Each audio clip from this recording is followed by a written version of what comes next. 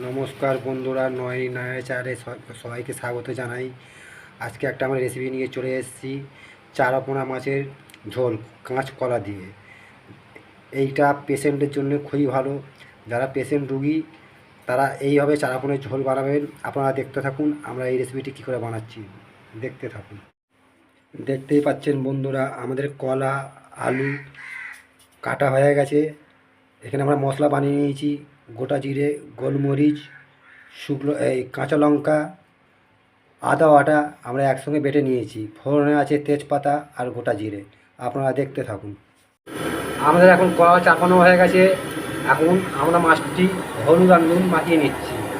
আমরা মাছটি এখন ভেজে নেবো। দেখুন বন্ধুরা, আপনারা এখন দেওয়া হচ্ছে সর্ষের তেল। এখন আমরা কড়াই মাছটি ভেজে নিচ্ছি। দেখুন বন্ধুরা,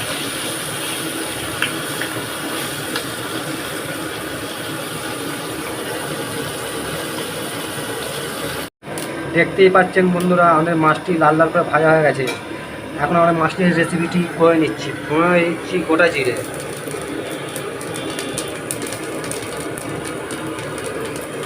তেজপাতা, আলু। এইভাবে বন্ধুরা কাঁচকলা আলু দিয়ে চারাপোনা মাছের ঝোল করবেন, আপনাদের খুবই ভালো লাগবে। যারা রুগী মানুষ তাদেরকে এরকমভাবে করে খাওয়াবেন, খুবই ভালো লাগবে। দেখতে থাকুন। এখন দেওয়া হচ্ছে কাঁচকলা,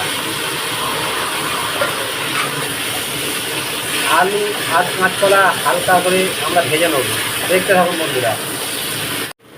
দেখতেই পাচ্ছেন বন্ধুরা, আমাদের মশলাটি কষা হয়ে গেছে। এখন আমরা জল দিয়ে দিচ্ছি। দেখতে থাকুন। জল দিয়ে আমরা ঝোল করে নেব।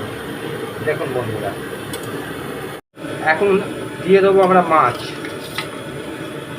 আমাদের ঝোলটি হয়ে গেছে, মাছটি দিয়ে 5 মিনিট ফুটিয়ে আমরা নামিয়ে নেব।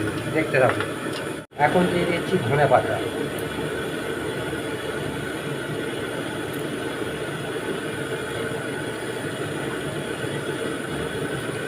দেখতেই পাচ্ছেন বন্ধুরা, আমাদের চারাপোনা মাছের ঝোলটি হয়ে গেছে। আমরা এখন নামিয়ে দিয়েছি। দেখুন, এইভাবে আপনারা এই রেসিপিটি বানাবেন পেশেন্টের জন্য।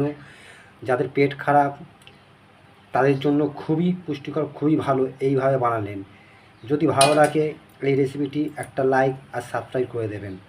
আমি এখানে এই ভিডিওটি শেষ করলাম। নমস্কার।